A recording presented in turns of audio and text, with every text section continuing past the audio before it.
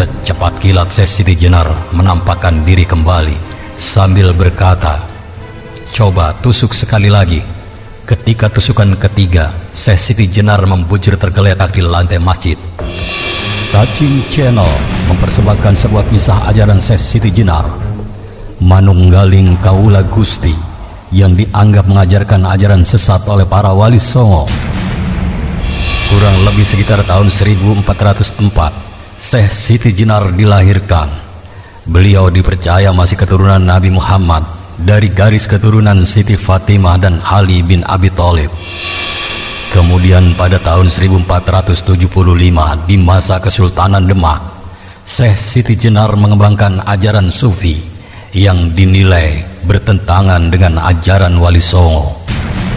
Ajaran Manunggaling Kaula Gusti atau bersatunya hamba dengan Tuhan membuatnya dianggap sesat.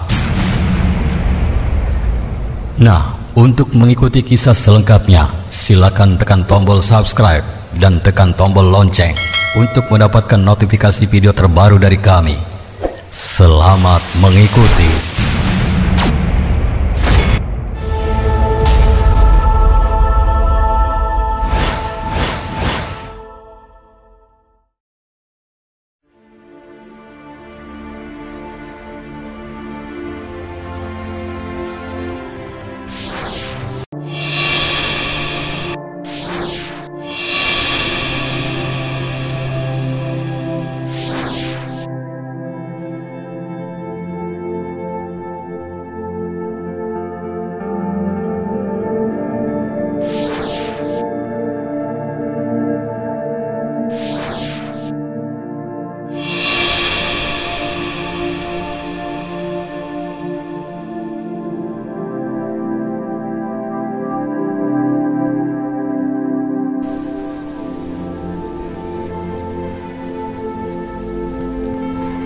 Pada suatu hari di Istana Argapuragiri atau di Gresik, para wali dan sejumlah tokoh penting menggelar sarasehan.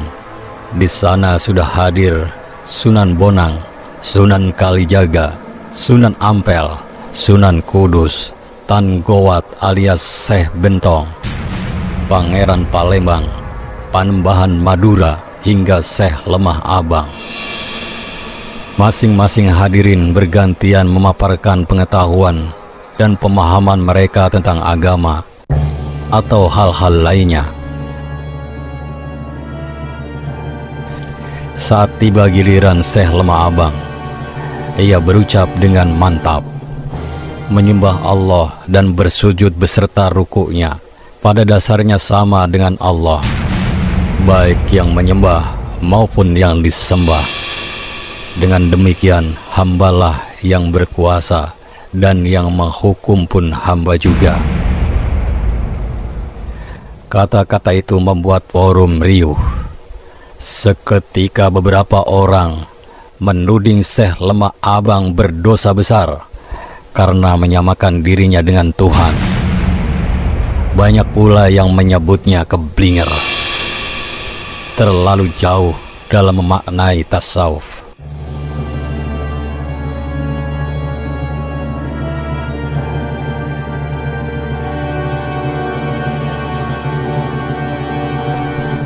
Syekh Lemah Abang tetap tenang.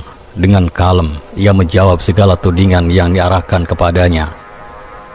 Biar jauh tapi benar, sementara yang dekat belum tentu benar, kata Syekh Siti Jenar. Suasana kembali ramai. Beberapa wali mengingatkan bahwa pemikiran Syekh Siti Jenar itu bisa berdampak hukuman mati karena melenceng dari ajaran agama Islam.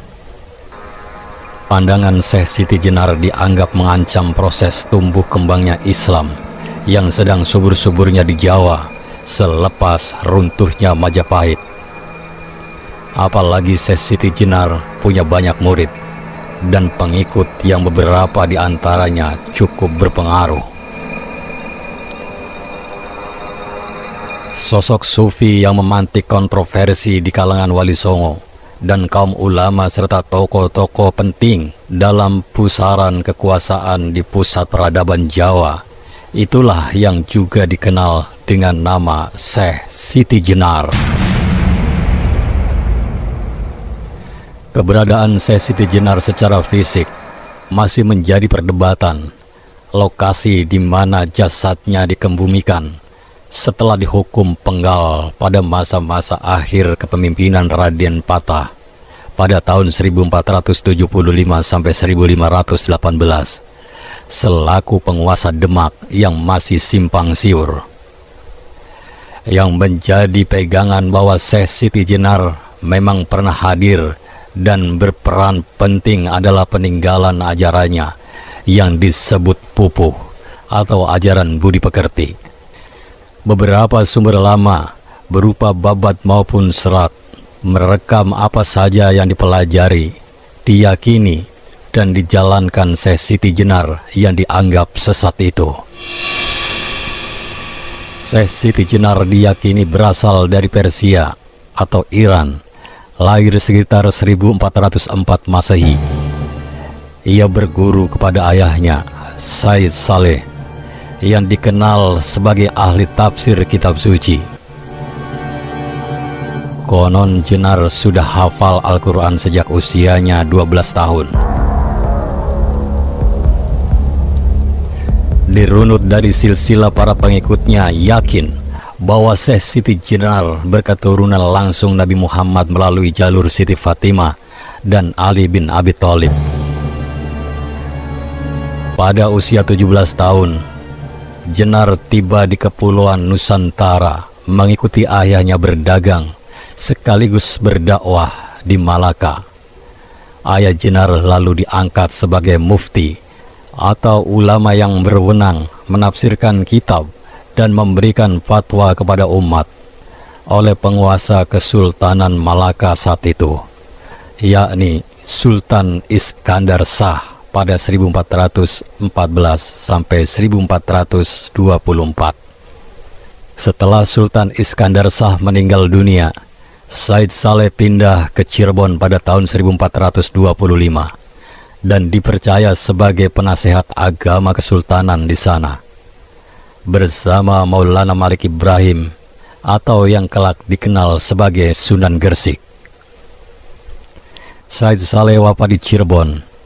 Kemudian Jenar pun ditunjuk sebagai penerusnya. Inilah mengapa Abdul Munir Mulkan dalam Syekh Siti Jenar, Pergumulan Islam Jawa menyebut Jenar merupakan keturunan bangsawan Cirebon sebelum datang ke Demak. Di Demak yang merupakan pusat ajaran Islam di Jawa, Jenar berguru kepada sejumlah wali termasuk Sunan Ampel dan Sunan Gunung Jati.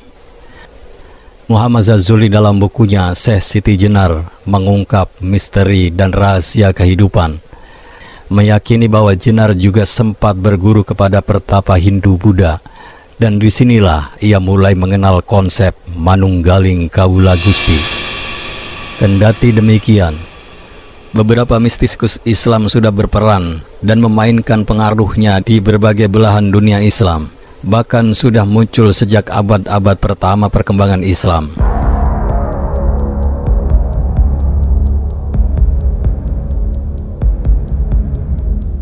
Batur sedulur sekampung, Syekh Siti Jenar bermukim di Jepara, memimpin pondok pesantren. Suatu kali ketika Jenar sedang mengajar santri-santrinya di dalam masjid, tiba-tiba rombongan dari Demak, ada Sunan Bonang, Sunan Kalijaga, Sunan Kudus, Sunan Geseng atau Raden Mas Cakrajaya dan lainnya. Mereka datang untuk menyampaikan titah dari Raden Patah, Sultan Demak. Sunan Bonang berucap salam, tapi salam itu rupanya tidak terdengar karena suasana yang sedang ramai oleh para santri. Merasa tidak dihargai, Sunan Bonang kemudian naik pitam dan mendatangi Syekh Siti Jenar seraya berkata keras, "Wahai Jenar yang sedang berada di alam kematian, hentikan sejenak pengajaranmu. Jangan kau teruskan mengajar murid-muridmu," kata Sunan Bonang. Rupanya kedatangan para ulama sekaligus politisi berpengaruh dari Demak itu atas perintah Raden Patah. Sang Sultan mendapatkan kabar bahwa apa yang diajarkan oleh Jenar terindeksi telah menyimpang dari ajaran Islam. Para wali dan ulama di wilayah kekuasaan Demak kala itu, termasuk Syekh Siti Jenar, hanya diberi kewenangan mengajarkan syahadat dan tauhid, sementara Jenar dikabarkan sudah berani memberikan materi tentang ilmu ma'rifat dan hakikat. Maka digelarlah forum sebagai ajang pertanggungjawaban atas keyakinan Jenar itu. Sebagian besar anggota Wali Songo hadir dan memprotes Jenar dengan melancarkan beberapa argumen tentang ketuhanan. Bagi Syekh Siti Jenar, inti paling mendasar tentang syahadat dan tauhid adalah manunggal atau bersatu. Artinya, seluruh ciptaan Tuhan pasti akan kembali menyatu dengan yang menciptakannya, atau manunggaling kaula Gusti. Kemudian para wali ramai-ramai menyanggah keyakinan Jenar itu. Allah adalah yang berwujud hak, kata Sunan Gunung Jati. Allah itu tidak berwarna, tidak berupa, tidak berarah, tidak bertempat, tidak berbahasa, tidak bersuara, wajib adanya dan mustahil tidak adanya, tanda Sunan Bonang. Allah itu adalah jauhnya tanpa batas, dekatnya tanpa rabaan, imbuh Sunan Giri. Allah itu adalah seumpama dalang memainkan wayangnya, sumbang Sunan Kalijaga. Sebagai penegas sekaligus sabda pamungkas, Sunan Kudus mengatakan, adapun Allah itu tidak bersekutu dengan manusia. Namun Syekh Siti Jenar tetap bertahan dengan keyakinannya. Tak usah kebanyakan teori semua. Sesungguhnya ingsun, inilah Allah, nyata ingsun yang sejati, kata Syekh Siti Jenar.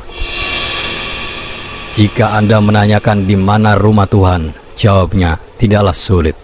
Allah berada pada zat yang tempatnya tidak jauh, yaitu bersemayam di dalam tubuh manusia itu sendiri.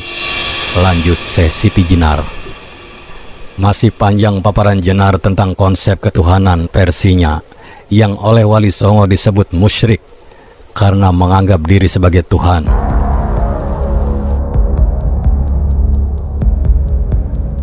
Jenar sebenarnya hanya ingin meyakinkan bahwa manusia dan Sang Pencipta suatu saat akan bertemu dan bersatu.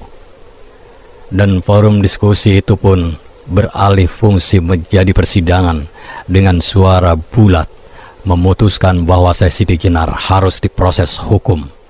Kemungkinan besar hukuman itu adalah hukuman mati. Vonis mati dijatuhkan kepada Syekh Siti Jenar dalam sidang para wali yang dipergelarkan di Cirebon. Dan belum dapat dipastikan kapan tepatnya Syekh Siti Jenar dieksekusi mati. Namun diperkirakan antara tahun 1515 hingga 1517. Batur sedulur sekampung, sosok pasti Syekh Siti Jenar memang masih menjadi misteri. Namun berdasarkan penemuan jejak pemikirannya yang kemudian diragukan oleh berbagai sumber berupa babat, serat kitab, atau bentuk referensi lainnya, Jenar tidak pernah takut mati. Justru itulah yang diyakininya sebagai titik kesempurnaan manusia. Syukur jika saya sampai tiba di dalam kehidupan yang sejati. Sakit dan sehat saya temukan di dunia ini. Lain halnya apabila saya sudah lepas di alam kematian, saya akan hidup sempurna, langgeng, tiada ini dan itu, kata Syekh Siti Jenar.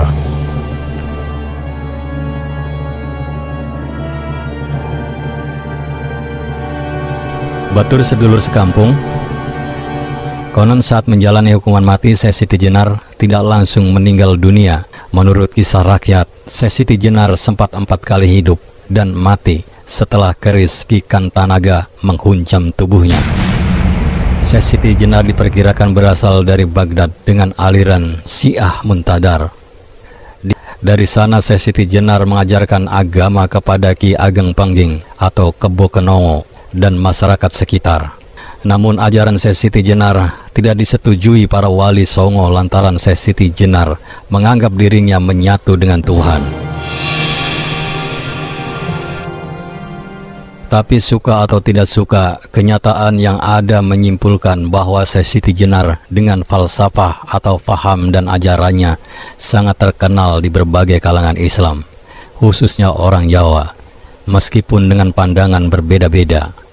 Pandangan Syekh Siti Jenar yang menganggap alam kehidupan manusia di dunia hanya sebagai kematian atau setelah menemui ajal disebut sebagai kehidupan sejati, di mana dia adalah manusia dan sekaligus Tuhan, sangat menyimpang dari pendapat wali Songo, dalil dan hadis. Syekh Siti Jenar juga dianggap telah merusak ketentraman dan melanggar peraturan kerajaan Demak. Kemudian diutuslah beberapa wali ke tempat Syekh Siti Jenar di suatu daerah, ada yang mengatakan desa Kerendasawa, untuk menghukum mati Syekh Siti Jenar pada tahun 1506 Masehi.